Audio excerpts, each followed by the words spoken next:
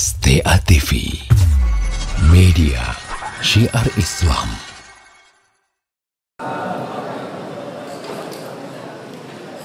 Bismillahirrahmanirrahim.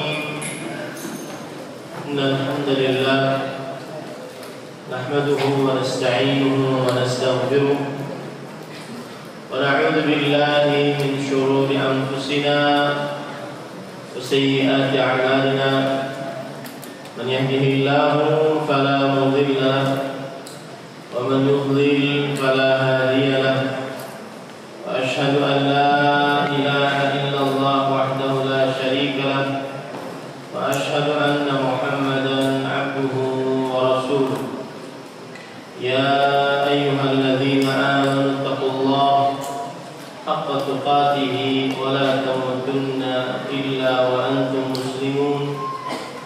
يا أيها الناس اتقوا ربكم الذي خلقكم من نفس واحدة وخلق منها زوجها وبث منهما رجالا كثيرا ونساء واتقوا الله الذي تساءلون به والأرحام إن الله كان عليكم رقيبا.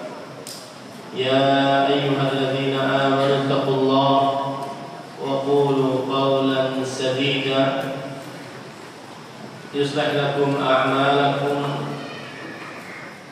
ويغفر لكم ذنوبكم ومن يطع الله ورسوله فقد فاز فوزا عظيما. أما بعد فإن أصدق الحديث كتاب الله وأحسن الهدي هدي محمد صلى الله عليه وعلى آله وسلم وشر الأمور محدثاتها وكل محدثة بدعة وكل بدعة ضلالة وكل ضلالة في النار. Alhamdulillah, kita bersyukur pada Allah Subhanahu wa taala pada hari ini Kamis malam Jumat 15 Rabiul Awal 1446 Hijriah bertepatan dengan 19 September 2024. Kembali kita dimudahkan oleh Allah Subhanahu wa taala untuk duduk bersama di Masjid Ma'had As-Sunnah Aceh Besar, Daerah Istimewa Aceh, dalam sebuah kajian Islam ilmiah tematik membahas tema Tunalus Sa'adatu Bit-Tauhid, bahagia hidup di atas tauhid, kebahagiaan hidup di atas tauhid.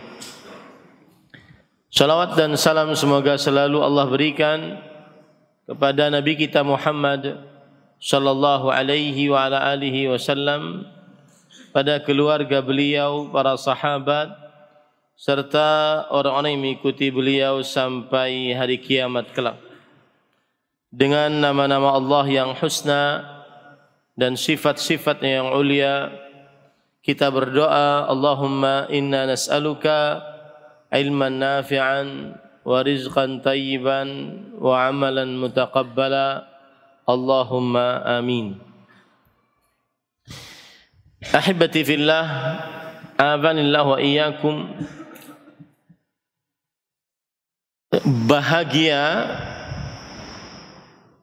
adalah sesuatu yang dicari oleh setiap manusia. Bahagia kadang-kadang karenanya seseorang pergi ke puncak gunung yang begitu tinggi untuk mencari sebuah kata bahagia. Kadang-kadang seorang pergi ke dalam lautan agar bahagia. Kadang-kadang seorang melakukan parkur Tahu parkur? Lompat-lompat di antara gedung, membahayakan dirinya antara gedung dengan gedung untuk mencari kata bahagia.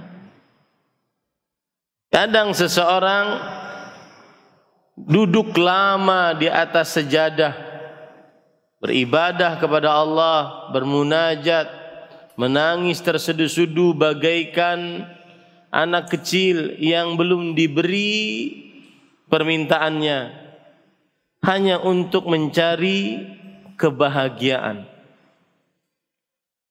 Kadang-kadang seorang mengeluarkan begitu banyak uang hanya untuk sekedar bahagia.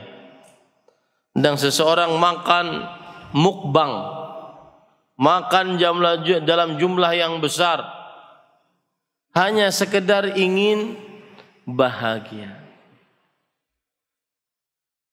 Bahagia adalah keadaan atau perasaan senang dan tentram.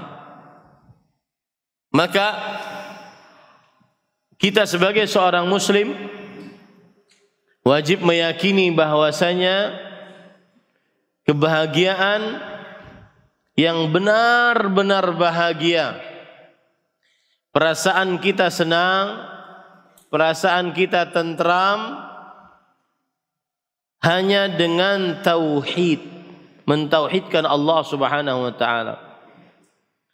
Dan sebagian para ulama mengatakan laisal mut'atu hiya sa'adah. Bukanlah harta benda yang banyak mendatangkan kebahagiaan. Bukanlah bentuk rupa yang ganteng, cantik mendatangkan kebahagiaan. Buktinya orang-orang yang diluaskan rezekinya banyak yang tidak bahagia dan harus membayar agar bisa bahagia lagi dengan pergi ke klub-klub malam, dugem, minum khamar, jingkrak-jingkrak demi sebuah kata bahagia, mencari kebahagiaan. Maka semua orang ingin bahagia. Suami ingin bahagia dengan istrinya, istri ingin bahagia dengan suaminya. Orang tua ingin bahagia dengan anak-anaknya, anak-anak ingin bahagia dengan orang tuanya. Bahagia. Bahagia adalah sesuatu yang dicari oleh setiap insan manusia yang hidup di atas muka bumi ini. Tetapi ingat, kebahagiaan bukan melulu soal harta benda, rumah megah, mobil mewah, harta bertumpuk ruah, emas, perak, kilauan dan kiloan. Tidak mesti mendatangkan kebahagiaan. Kalau seandainya kebahagiaan dengan harta, maka niscaya Karun orang paling bahagia. Karena Karun adalah simbol kekayaan. Kalau seandainya di depan masjid atau ma'had as-sunnah kita gali tanah, lalu ada harta di dalamnya, orang akan menyebutkan harta Karun. Padahal si Karun belum pernah datang ke Aceh besar. Kenapa? Karena dia simbol kekayaan. Tapi apakah dia bahagia? Tidak. Allah Subhanahu wa taala menyebutkan di dalam Al-Qur'an tentang dalam surat Al-Qasas bahwa Karun tidak bahagia, disebutkan oleh Allah dalam surat Al-Qasas ayat 38.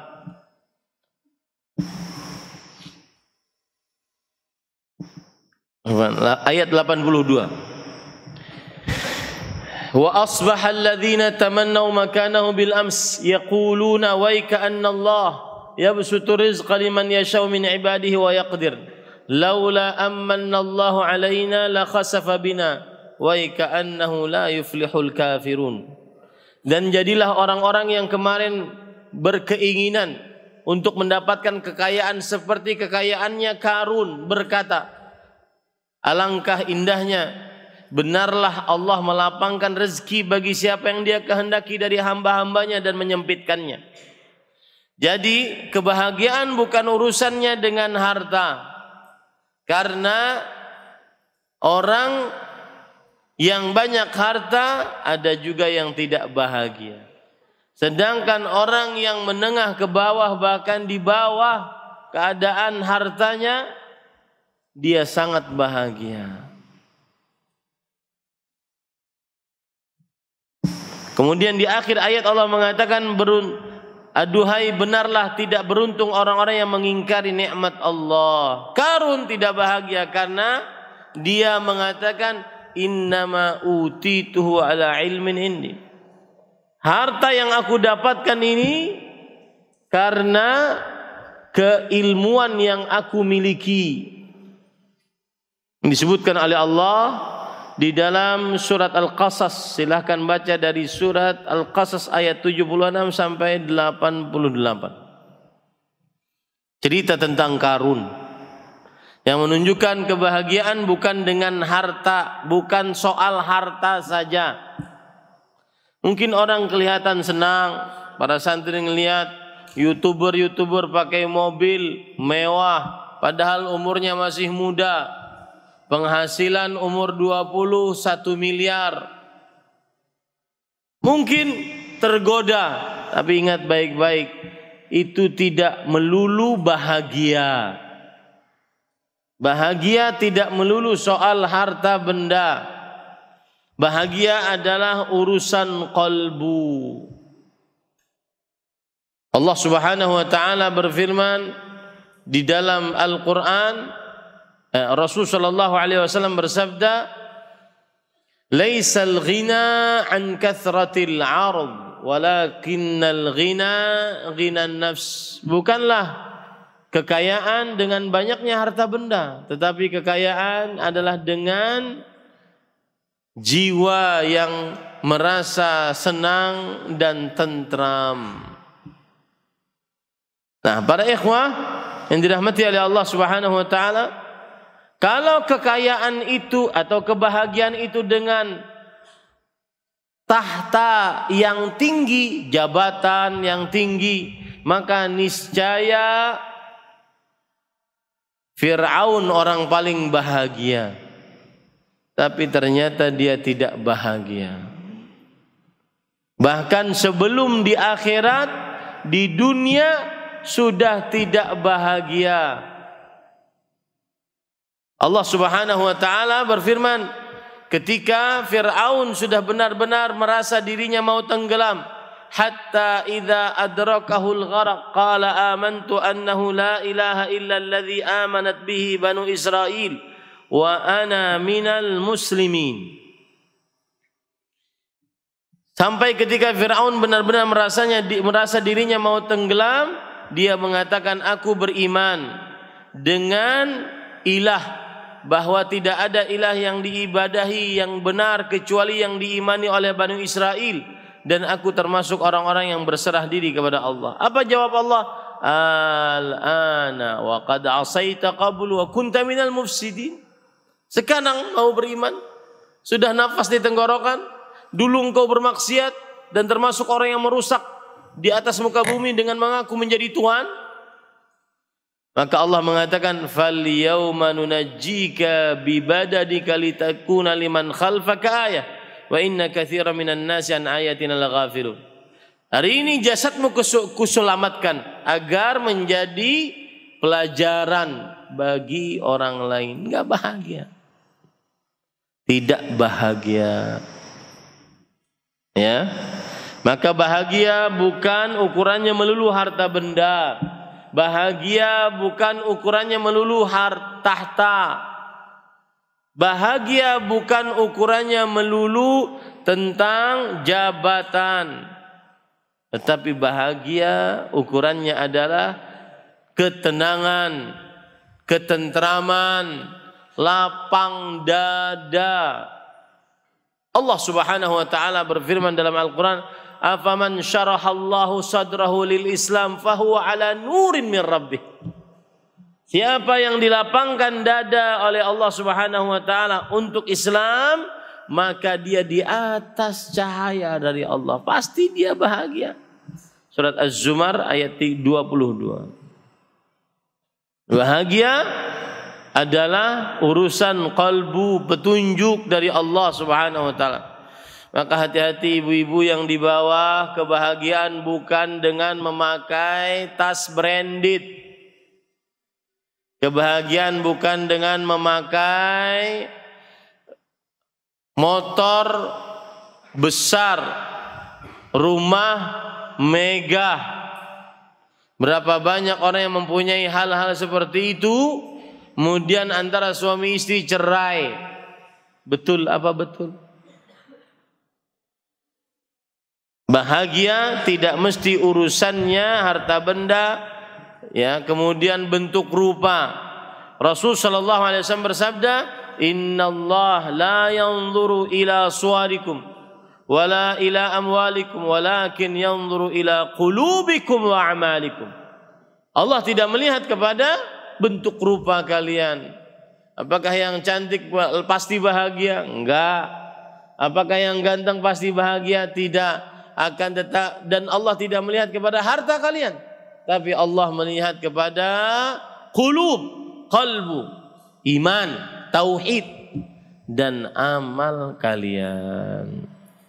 Oleh sebab itu, saya akan menyebutkan tentang 3 tauhid yang mendatangkan kebahagiaan. Tauhid yang pertama adalah tauhidur rububiyah. Tauhid rububiyah adalah meyakini bahwa Allah Maha Pencipta, Maha Pengatur, Maha Berkuasa. Tauhid ini disebut dengan tauhidu af'alillah. Tauhid perbuatan-perbuatan Allah Subhanahu wa taala. Tauhid ini disebut juga dengan tauhidul ilm wal ma'rifah. Tauhid ilmu dan ma'rifat kepada Allah Subhanahu wa taala, yaitu mengenal Allah Maha Pencipta, Maha Pengatur, Maha Berkuasa. Tauhid rububiyah meyakini Allah Maha Pencipta, Maha Pengatur, Maha Berkuasa. Allah berfirman di dalam Al-Quran, "Alhamdulillahi Rabbil Alamin." Segala puji hanya milik Allah, Rabb semesta alam, yang memelihara alam semesta. Apa faidahnya apabila seorang meyakini tauhid rububiyah? Kebahagiaan apa yang dia dapatkan kalau dia meyakini Allah yang Maha Pencipta, Maha Pengatur, Maha Berkuasa, tiada sekutu bagi Allah. Sebagaimana hadis Rasul sallallahu alaihi wasallam, "Dzaqa ta'mal iman man radhiya billahi rabban wa bil islami dinan wa bi Muhammadin rasula." Ia akan bahagia, merasakan manisnya iman, siapa yang ridha dengan Allah sebagai Rabbnya, tauhid rububiyah, dan dengan Islam sebagai agamanya, dan dengan Muhammad sallallahu alaihi wasallam sebagai rasulnya. Rasul SAW menyebutkan, orang akan bahagia kalau meyakini Allah Maha Pencipta, Maha Pengatur, Maha Berkuasa. Dari sisi mana? 1,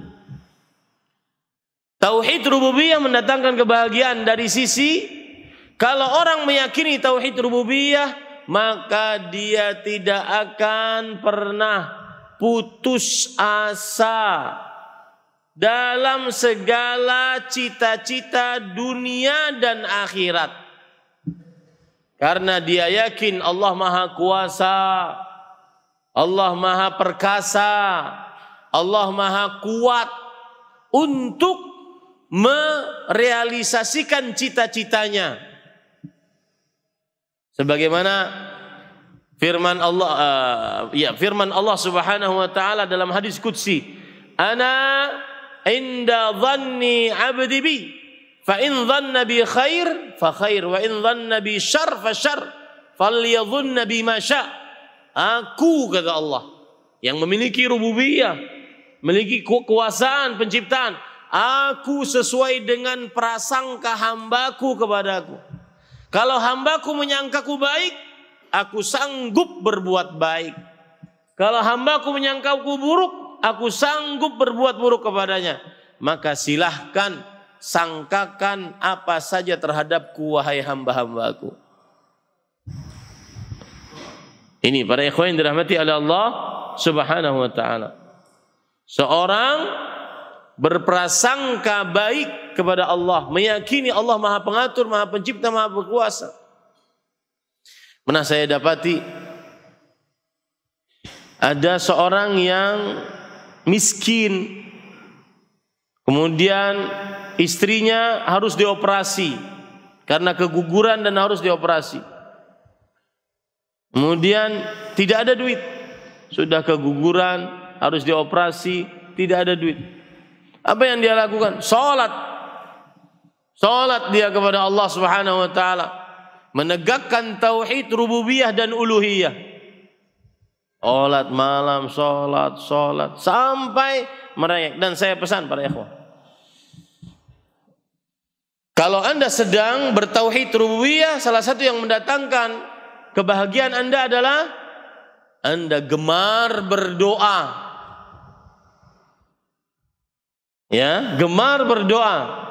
Orang yang bertauhid rububiyah gemar berdoa dan dia akan bahagia dengan itu.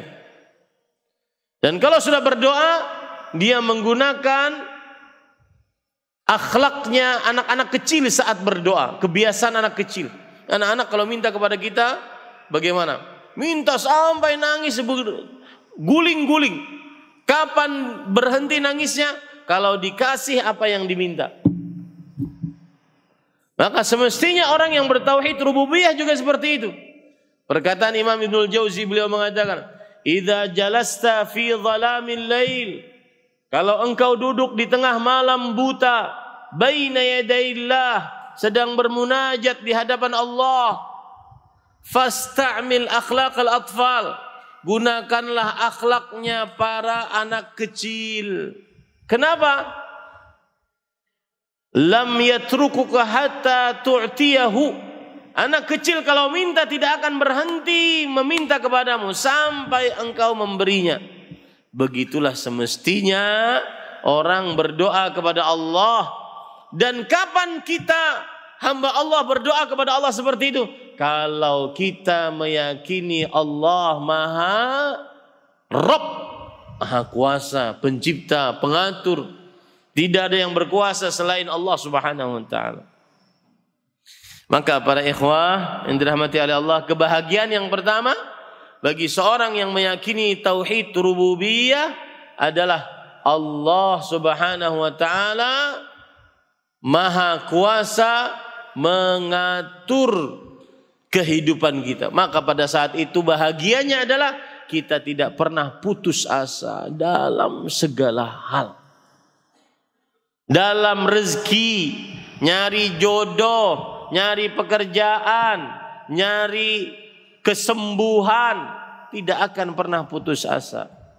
Allah berfirman dalam Al-Quran, "La tai'asu min rauhillah, fa innahu la yai'asu min rauhillah illa al-qaumul kafirun." Jangan kalian putus asa dari rahmat Allah. Tidak ada yang berputus asa dari rahmat Allah kecuali orang-orang kafir.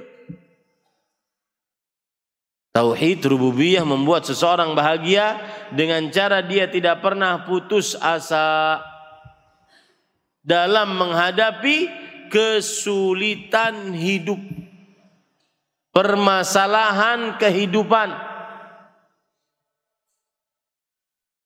Ya, ini para ikhwah. Yang kedua, orang yang bertauhid rububiyah maka dia akan bahagia. Karena apa? Karena dia senantiasa, yang sebagaimana sudah saya sebutkan tadi, berbaik sangka kepada Allah. Dan orang yang berbaik sangka kepada Allah niscaya akan dibuat baik oleh Allah Subhanahu wa ta'ala.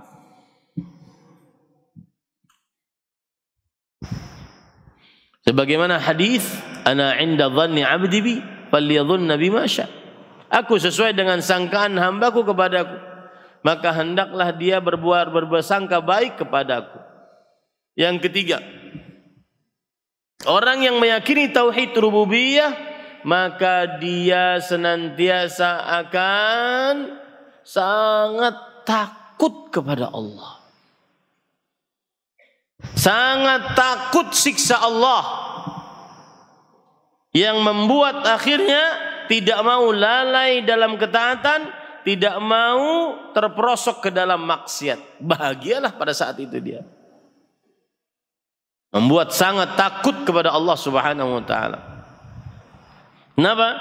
Karena dia yakin Allah Subhanahu wa taala berfirman, "Nabbi ibadi anni anal ghafurur rahim wa anna 'adzabi huwal 'adzabul alim." Beritahukan kepada hamba-hambaku bahwasanya aku adalah yang maha pengampun dan maha penyayang. Akan tetapi siksaku sangat pedih. Surat Al-Hijr ayat 50. Bahagianya orang yang bertauhid rububiyah, dia akan sangat takut kepada Allah. Karena Allah maha kuasa, maha pencipta, maha pengatur. Itu mata yang dilihatkan setiap malam kepada yang haram. Allah sanggup untuk membalikkan retinanya sehingga dia tidak melihat pada saat itu. Ya. Maka orang yang bertauhid rububiyah, dia akan bahagia dengan cara dia akan takut kepada Allah Subhanahu wa taala. Dan orang yang takut bahagia. Allah Subhanahu wa taala berfirman, "Fa amma man khafa maqama rabbih wa nahan nafsa 'anil hawa fa innal jannata hiyal ma'wa." Puncak kebahagiaan masuk surga. Yang takut kepada Allah, takut kedudukan Allah, yang dengan takut tersebut akhirnya dia menahan hawa nafsunya, maka sesungguhnya surga adalah tempat tinggalnya. Bahagia. Baik. Kemudian yang kelima, keutamaan orang yang bertauhid rububiyah atau kebahagiaan yang didapat dari tauhid rububiyah adalah ketika seseorang meyakini Allah maha pencipta, maha pengatur, maha berkuasa, maka dia akan bahagia dengan cara berdoa hanya kepada Allah, tidak kepada yang lainnya. Berdoa hanya kepada Allah. Lezat dia berdoa kepada Allah Subhanahu wa taala. Tidak berdoa kepada yang lainnya. Kenapa? Karena dia yakin Allah yang dikatakan oleh Nabi Ibrahim, "Wa idza maridtu fahuwa yashfin." Jika aku sakit, maka dialah Allah yang memberi petunjuk kepadaku. Surat Asy-Syu'ara ayat 80. Tenang dia. Ya, ini para ikhwan yang dirahmati oleh Allah Subhanahu wa taala. Baik. Sekarang bahagianya orang yang bertauhid asma was sifat. Kita ulang dulu. Apa bahagianya orang yang bertauhid rububiyah? Satu, dia akan senantiasa tidak pernah putus asa, hidupnya penuh dengan semangat. Nih santri-santri yang kadang-kadang futur sampai nangis, "Mbak, Abi, Umi nggak kuat, hafalan banyak, ya, nggak kuat mau pulang aja." Maka tanamkan tauhid rububiyah. Allah maha kuasa untuk memudahkanmu menghafal Quran, membuat orang tidak putus asa. Kebahagiaan dari tauhid rububiyah. Yang kedua, membuat orang gemar berdoa, tidak malas untuk berdoa kepada Allah, dan dengan doa dia bahagia, dikabulkan oleh Allah Subhanahu wa taala. Yang ketiga, berbaik sangka. Orang yang bertauhid rububiyah dia akan senantiasa baik sangkanya. Contoh misalkan ada anak patah tangan, naik motor patah tangan, satu patah, dua patah, kaki patah, dia senantiasa baik sangka.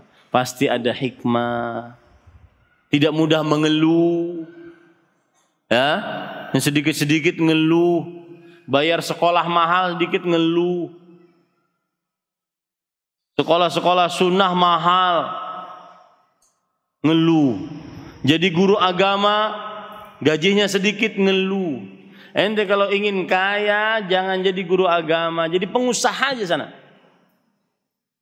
Ya, orang yang bertauhid rububiyah dia senantiasa berbaik sangka kepada Allah, tidak mudah mengeluh. Pasti ada hikmahnya di dalam musibah, kesempitan rezeki, penyakit, kekurangan harta, orang yang dicintai diwafatkan, pasti ada hikmahnya. Nah, yang keempat, takut kepada Allah. Orang yang bertauhid rububiyah sangat takut kepada Allah. Pergi kemana dia mikir, ini kalau seandainya Allah takdirkan saya akan mati di situ, maka enggak boleh saya di situ bermaksiat. Innallaha idza arada qabda ruha 'abdin bi ardin ja'ala lahu fiha hajah. Allah jika menginginkan mencabut nyawa seorang hamba di sebuah tempat, Allah akan jadikan hamba tersebut mempunyai hajat di tempat tersebut. Bagus kalau seandainya tempatnya Mekah Madinah, tapi kalau tempatnya tempat maksiat. Ya, makanya nih hati-hati, sedikit-sedikit healing. Ya, liburan, pas di situ mati. Pas lagi berikhtilat, pas lagi memandang yang haram, pas lagi melihat yang haram dan seterusnya. Yang kelima, orang yang bahagia dengan tauhid rububiyah caranya adalah dia berdoa kepada Allah. Kenapa? Karena dia yakin Allah Maha Pengabul doa. Taib.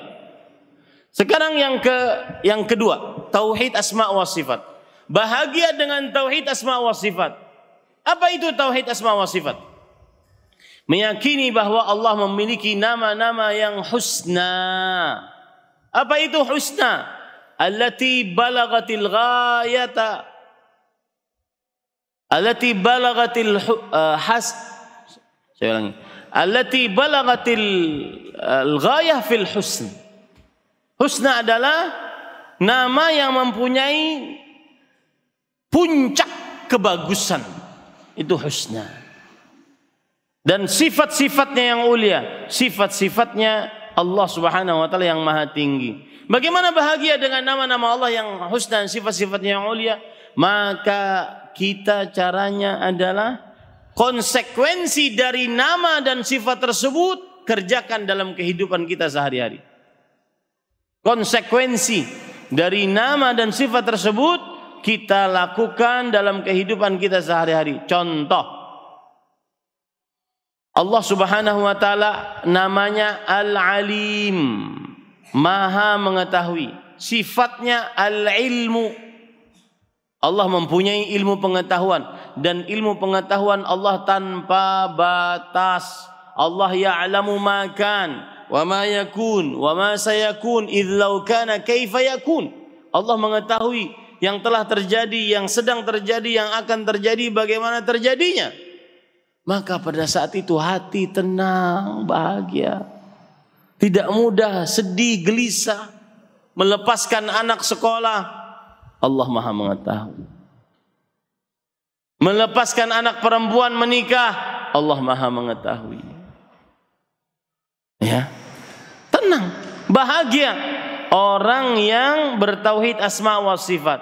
Asalkan tauhid asma wa sifatnya bukan hanya sekedar dihafal, tetapi konsekuensi dari tauhid asma wa sifat dia kerjakan dalam kehidupan sehari-hari.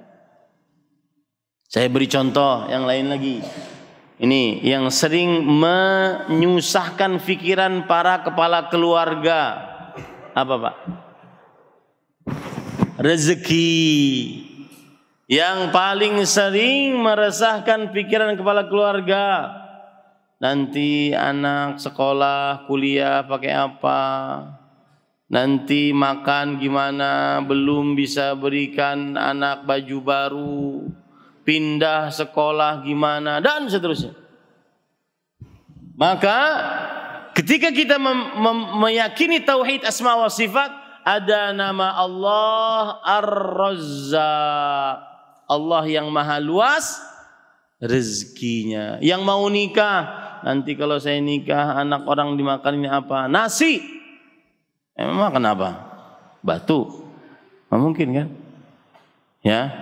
Maka ketika dia meyakini Allah memiliki nama Ar-Razzaq yang maha luas. Ar-Razzaq itu pengertiannya alladzi yarzuqu marratan ba'da ukhra, yang memberi rezeki, kemudian rezeki tanpa batas. Makanya Rasul sallallahu alaihi wasallam bersabda, "Tsalatun haqqun 'ala Allahi 'aunuhum." 3 orang yang Allah pasti menolong mereka. Salah satunya an-nakihu alladzi yuridul 'afaf, orang yang menikah karena ingin menjaga kesucian.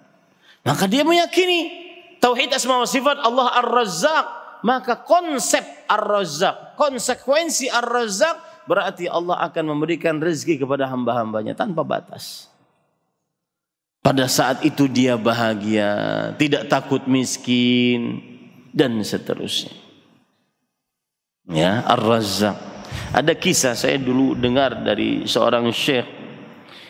Kisah ini menarik yang berkaitan dengan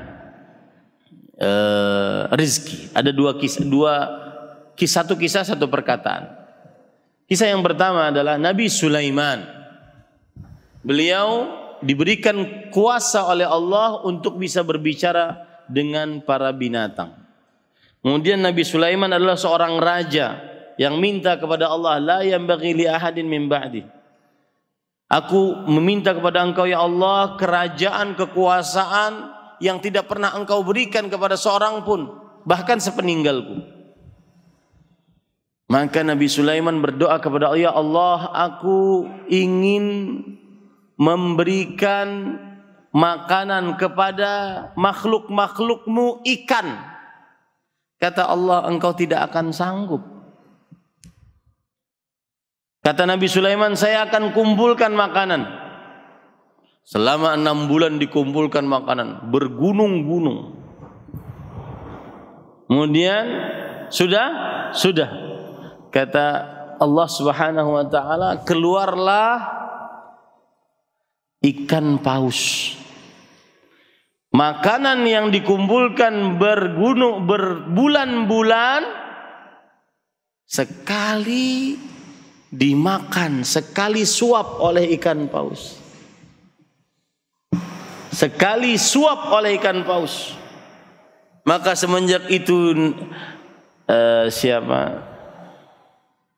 Nabi Sulaiman mengatakan antar Razzaq.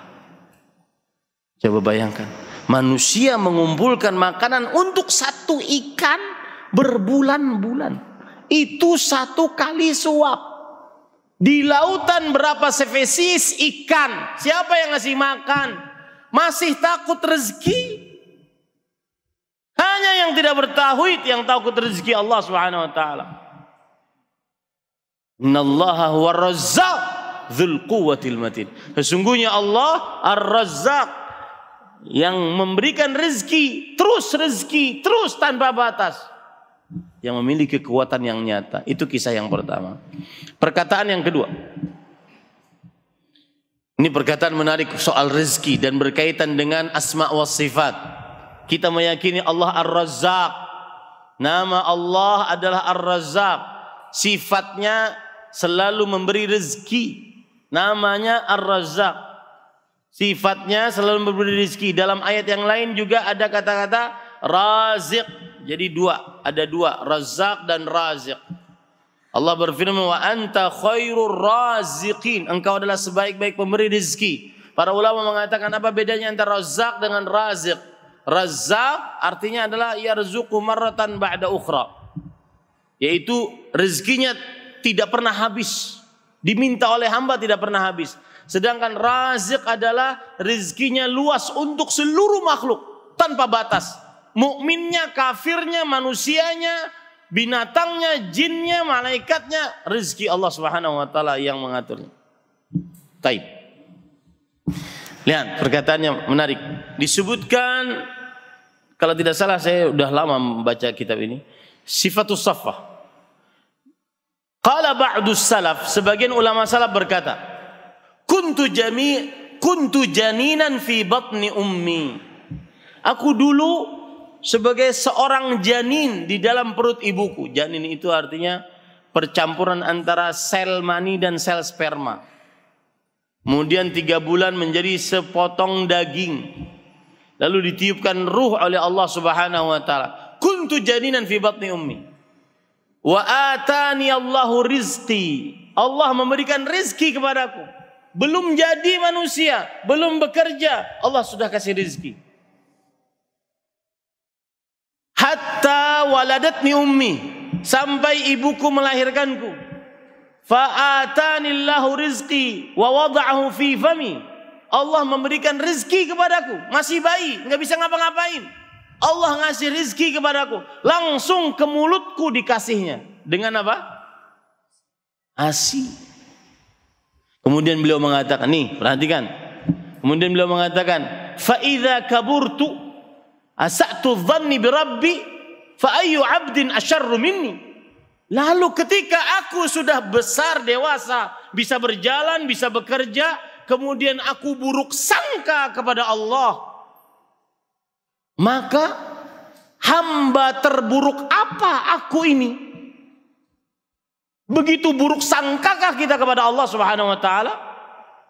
Saat kita masih tidak ada apa-apa, Allah ngasih rizki kepada kita. Janin tidak bisa ngapa-ngapain, Allah ngasih rizki kepada kita. Apakah kemudian ketika kita sudah bisa bekerja, kemudian Allah menelantarkan kita? Sangat buruk sangkaan kita kepada Allah. Itu bahagia dengan tauhid asma sifat. Ar-Razzaq. Allah maha luas rezekinya. Caranya bagaimana? Nama-nama Allah, konsekuensinya amalkan dalam kehidupan kita sehari-hari. Ya. Dan jujur para ikhwat, terutama ibu-ibu, perhatikan Bu. Para akhwat, kadang-kadang kita itu sudah banyak rezekinya dari Allah, cuma merasa tidak cukup. Tidak qanaah. Apa itu qanaah? Qanaah itu unsurnya 3. Yang pertama,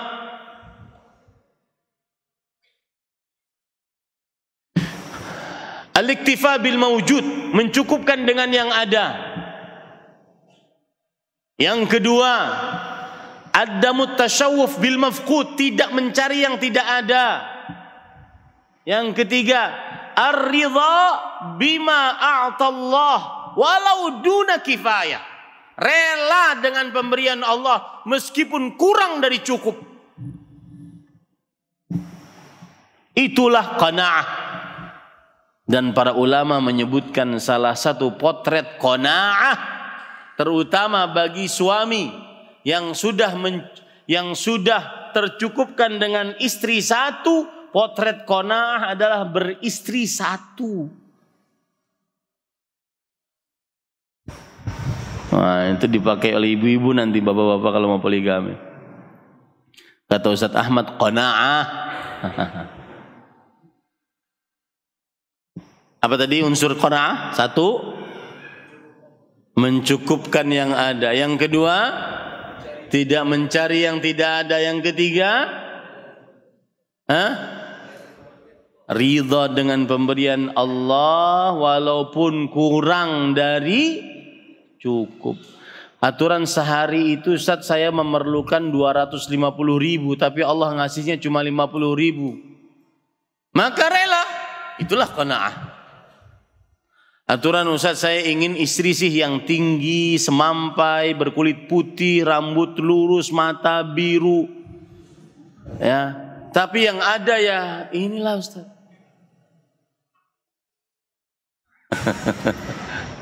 Sudah qanaah, rela dengan pemberian Allah Subhanahu wa taala. Ya. Ini pada ikhwan yang dirahmati Allah. Taib, azan dulu deh. Nah, sudah azan toh? Silakan azan dulu.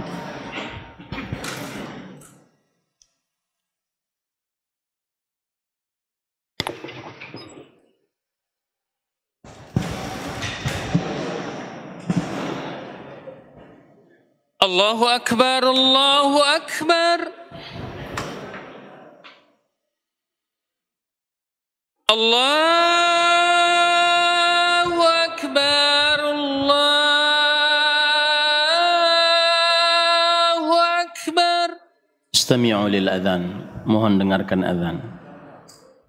Asyhadu an la ilaha illallah.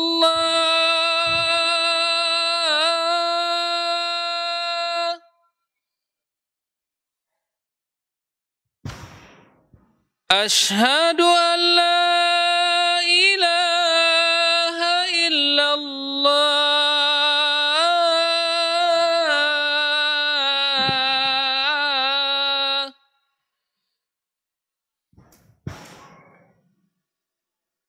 Asyhadu anna Muhammadar Rasulullah.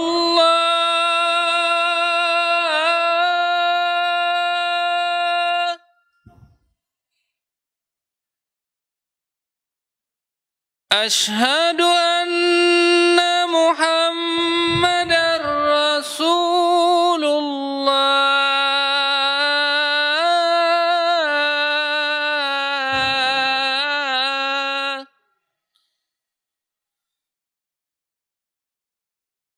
Hayya 'alas shalah.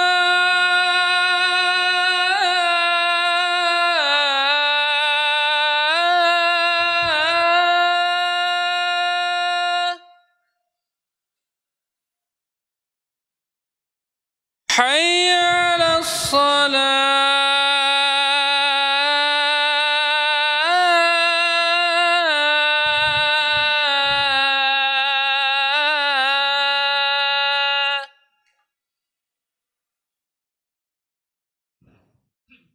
Hayya 'alal falah.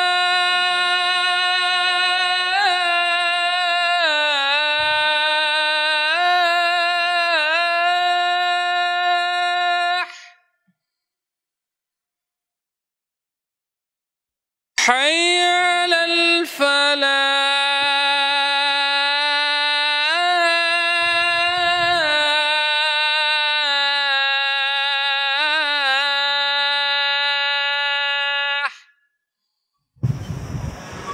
Allahu Akbar, Allahu Akbar. La ilaha illallah.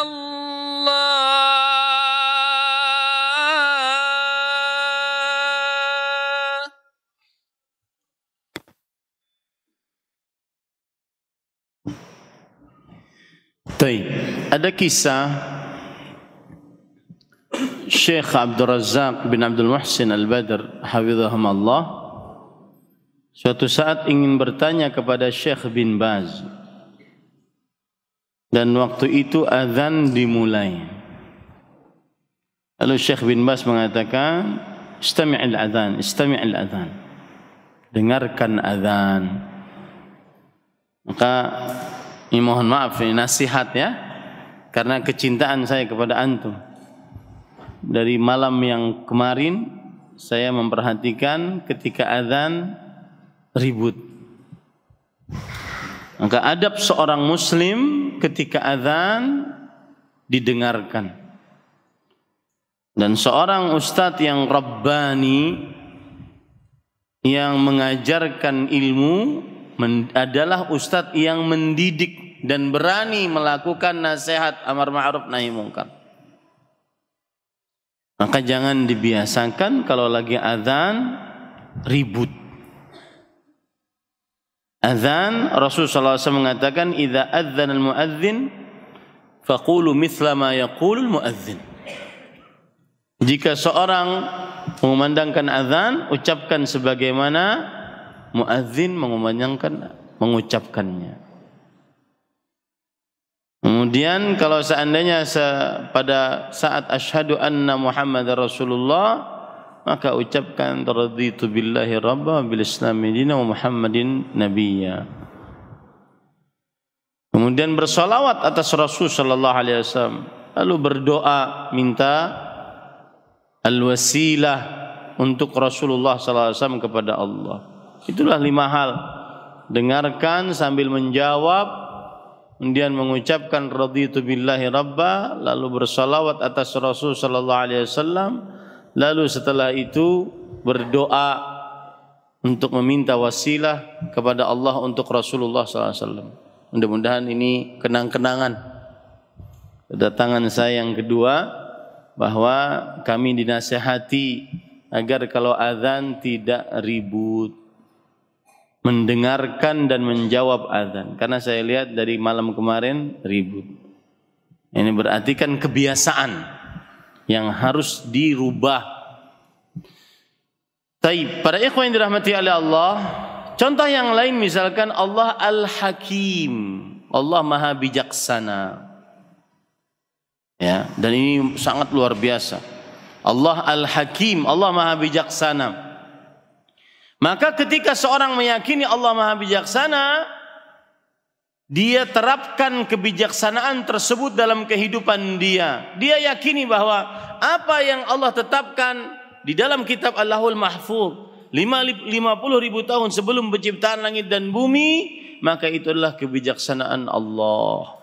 Contoh, suami istri menikah 10 tahun gak punya anak, kemudian bercerai, sang suami menikah dengan perempuan lain, sang istri menikah dengan perempuan lain, lalu dapat anak. Itu hikmah Allah dalam penciptaannya. Ya, itu hikmah Allah dalam penciptaannya. Sang suami menikah dengan perempuan lain, sang istri menikah dengan laki-laki lain, maka dia akan dapat anak. Kemudian begitu juga ada yang mendapatkan anak perempuan semua. Itu hikmah Allah dalam penciptaannya. Suatu ketika kita berkunjung ke rumah syekh, saya tidak perlu sebutkan nama syekhnya. Kemudian saya bawa teman, kemudian syekh mengatakan, gimana keluargamu, gimana anak laki-lakimu? Maka teman mengatakan, kamu nggak punya anak laki-laki syekh, saya semuanya punya anak perempuan 4. Kata syekh, saya punya cerita untuk orang-orang yang mempunyai anak perempuan saja. Lihat hikmahnya, yaitu ada seorang sahabat yang mempunyai istri. Dari istri ini lahirlah anak perempuan 5. Kemudian dia bilang kepada istrinya, saya ingin anak laki-laki. Hamil lagi yang ke-6. Ternyata perempuan lagi. Kemudian sang suami hilang kesabarannya, dia bilang, pokoknya kalau hamil lagi harus anak laki-laki. Kalau tidak saya akan mencari lahan yang lain supaya dapat anak laki-laki. Akhirnya semenjak suami berkata seperti itu, sang istri pasrah kepada Allah Subhanahu wa taala. Karena Allah yang memberi. Yahabu liman yasha'u inathan wa yahabu liman yasha'u dzukura aw yuzawwijuhum dzukranan wa inatha wa yaj'alu man yasha'u aqima. Innahu alimun qadir. Allah memberikan kepada siapa yang dikehendakinya seluruhnya anak perempuan. Memberikan kepada siapa yang dikehendakinya seluruhnya anak laki-laki. Dan Allah menyampurkan siapa yang dikehendakinya antara laki-laki dan perempuan. Bermimpilah suami ini. Tidur dia bermimpi. Bermimpi di akhirat dihisap oleh Allah dan dinyatakan sebagai penghuni neraka. Mau masuk pintu neraka, yang pertama ada anak perempuannya yang pertama menghalanginya. Mau masuk pintu neraka yang kedua ada anak perempuannya yang kedua menghalanginya.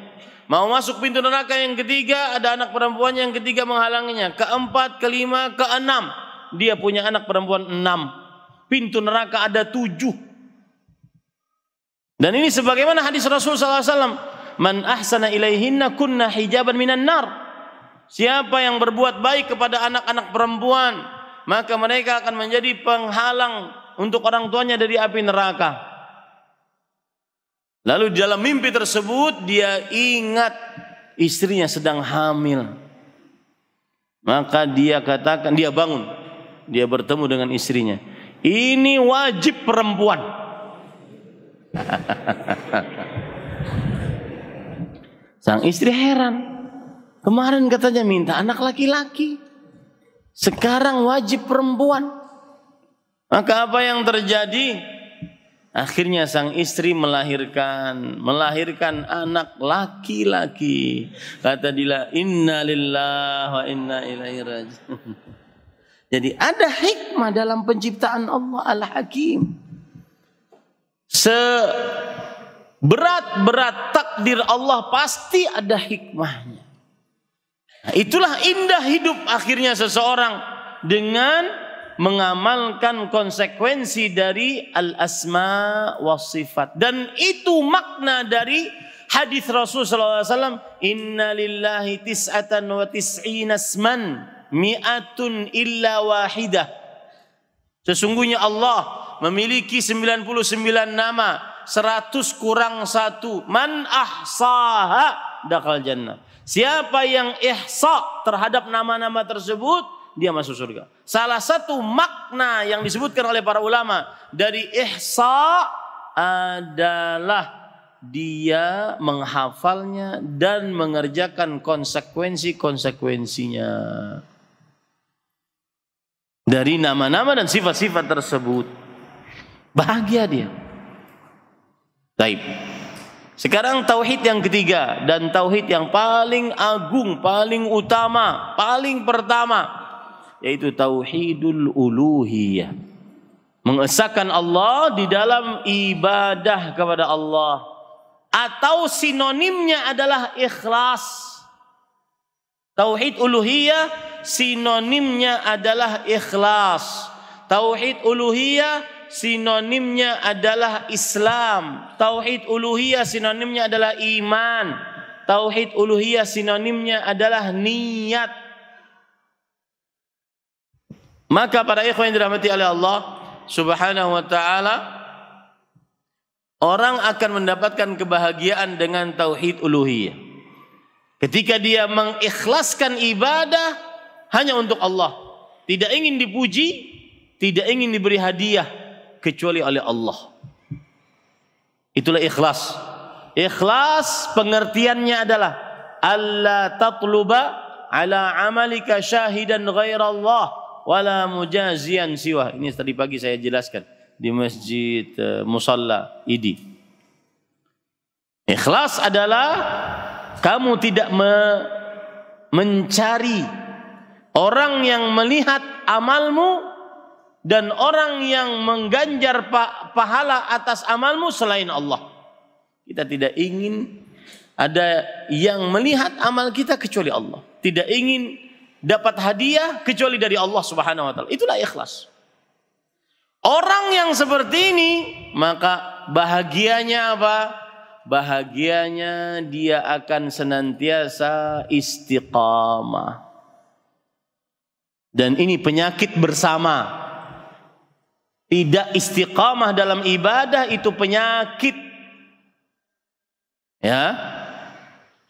Tidak istiqamah dalam sholat sunnah, tidak istiqamah dalam sholat berjamaah, tidak istiqamah di dalam puasa, tidak istiqamah di dalam menuntut ilmu, apalagi setelah Covid.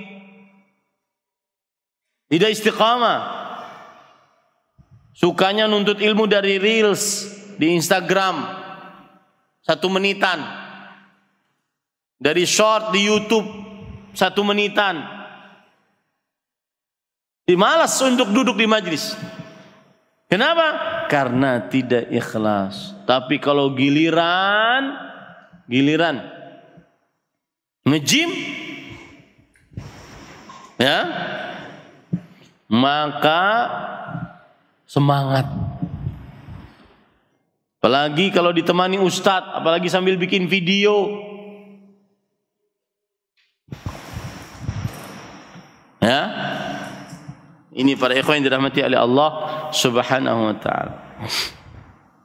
Maka ikhlas membuahkan istiqamah. Dan istiqamah salah satu hal yang paling berat bagi ahli ibadah. Dan istiqamah membuahkan husnul khatimah. Itu 3 mata rantai yang tidak terputus. Ikhlas berbuah istiqamah, istiqamah berbuah husnul khatimah. Apa dalilnya Ustaz? Allah berfirman dalam Al-Quran, innal ladzina qalu rabbuna Allah. Sesungguhnya orang-orang yang mengucapkan Rabb kami adalah Allah. Tauhid uluhiyah. Beribadah ikhlas karena Allah. Tsumma istaqamu. Kemudian dia istiqamah. Tatanazzalu alaihimul malaikatu alla takhafu wa la tahzanu wa abshiru bil jannati allati kuntum tu'adun. Nahnu awliya'ukum fil hayati dunya wa fil akhirah. Maka akan turun para malaikat dan mengatakan kepada yang mau meninggal tadi, yang istiqamah, la khaufun 'alaikum wa la antum tahzanun. Jangan takut untuk mati, jangan sedih meninggalkan keluarga. Karena yang istiqamah pasti husnul khatimah. Dan keluarganya pasti dijaga oleh Allah Subhanahu wa taala.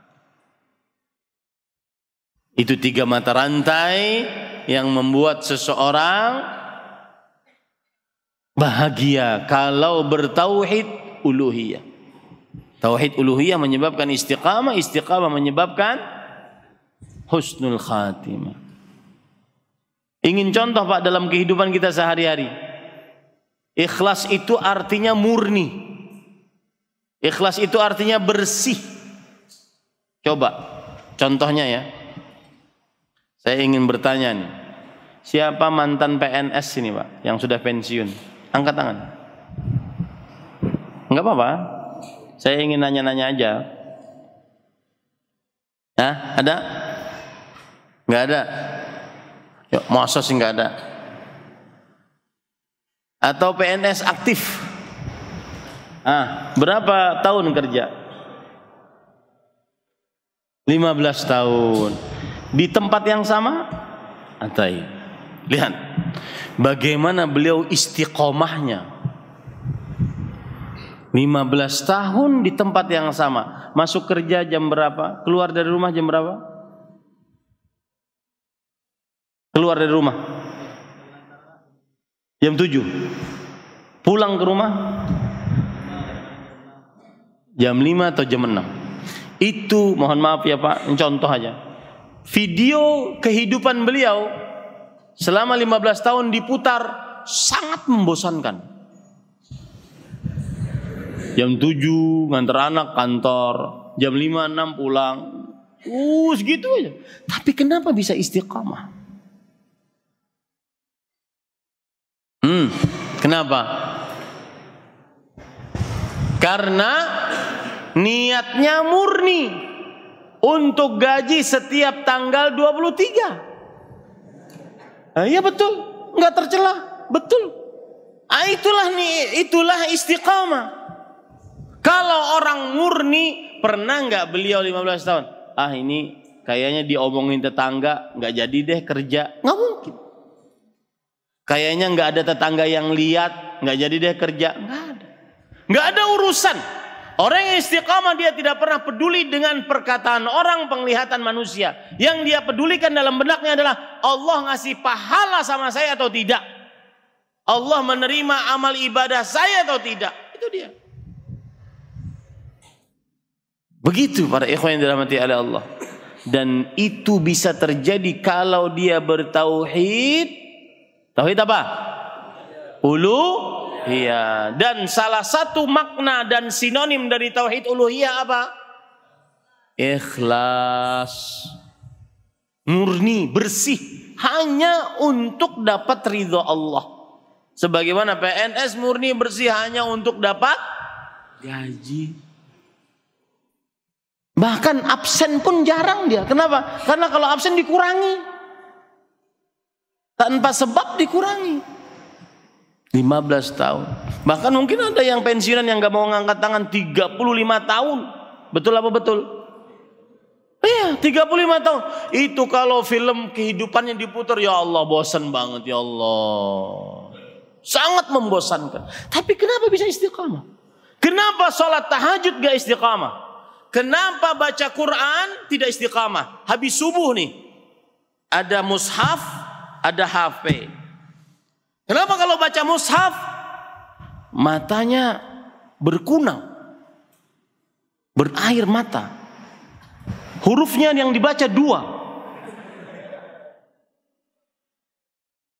Kemudian baru baca ta'awudz sudah nguap. A'udzubillahi minasyaitonir. Tapi kenapa kalau pegang HP itu matanya tegak. Bisa 2 jam enggak berhenti. Kenapa para ikhwan? Itu berarti ada khalal pada keikhlasan. Dan ingat, nih, nanti kita sholat isya sebentar lagi. Setelah sholat isya ada yang ba'diyah. Kenapa bisa semangat ba'diyah di masjid? Coba ba'diyahnya di rumah. Sampai rumah, lepas peci, pas baju, pas jenggot. Kenapa bisa begitu para ikhwah? Karena nggak ada yang lihat. Kalau di sini banyak yang lihat. Makanya para ulama mengatakan salah satu makna tauhid uluhiyah adalah ikhlas, dan salah satu makna ikhlas adalah sebagaimana yang dikatakan oleh Hudzaifah bin Qatadah al-Mar'ashi, temannya dari Sufyan bin Masruq ats-Tsauri rahimahullah. Beliau mengatakan ikhlas adalah istiwa'u a'malil 'abdi fi adh-dhahir wal batin. Samanya amalan hamba saat di hadapan orang banyak atau saat sendirian. Nah, ini ada faedah menarik. Antum nanti ba'diyah isya 2 rakaat di masjid, nanti kalau pulang ke rumah kerjakan 2 rakaat. Kenapa? Agar apa? Ikhlas. Kenapa? Agar sama. Begitu membuang riyaknya, antara azan dan iqamah doa semangat, karena samping kanan samping kiri melihat. Nah, itu nanti kalau pulang ke rumah kerjain, nggak ada orang lihat, doa. Ya, itulah keikhlasan. Nah, dari situ kita akan bahagia. Tidak mudah berpura-pura, apa adanya. Makanya Abdullah bin Mas'ud radhiyallahu anhu ketika mengomentari tentang para sahabat Nabi, beliau mengatakan aqalluhum takallufan. Mereka paling sedikit berpura-pura. Kenapa? Karena keikhlasannya. Nah, itulah tauhid uluhiyah dan kebahagiaan yang didapat darinya. Semoga bermanfaat. Sallallahu Nabi Muhammad walhamdulillahirabbil alamin. Sepertinya tidak perlu ada pertanyaan dan kita cukupkan kajian ini. Setelah ini kita bubar, dan ini adalah sesi yang terakhir kalau tidak salah di Masjid As-Sunnah. Insyaallah besok pagi di Masjid Oman, kemudian juga khutbah Jumat di sana. Dan saya ucapkan jazakumullahu khairan atas perhatiannya, dan saya angkat jempol, masya Allah, jamaahnya semangat. Tadi habis asar hampir 3 jam kajian nggak bergerak, dan alhamdulillah selesai kajian kita membahas tentang kesyirikan dan macam-macamnya. Sekali lagi jazakumullahu khairan pada para asatidzah, Ustaz Azhari dan yang lain-lainnya yang sudah menyiapkan kajian ini dengan matang. Semoga kita bisa berkumpul lagi di masjid ini, di ma'had ini untuk menimba ilmu agama. Kalau seandainya tidak bisa berkumpul di dunia, maka saya ucapkan sampai jumpa di surga Firdausnya Allah Subhanahu wa taala. Subhanakallahumma bihamdik asyhadu an la ilaha illa anta astaghfiruka wa atubu ilaik. Wassalamualaikum warahmatullahi wabarakatuh.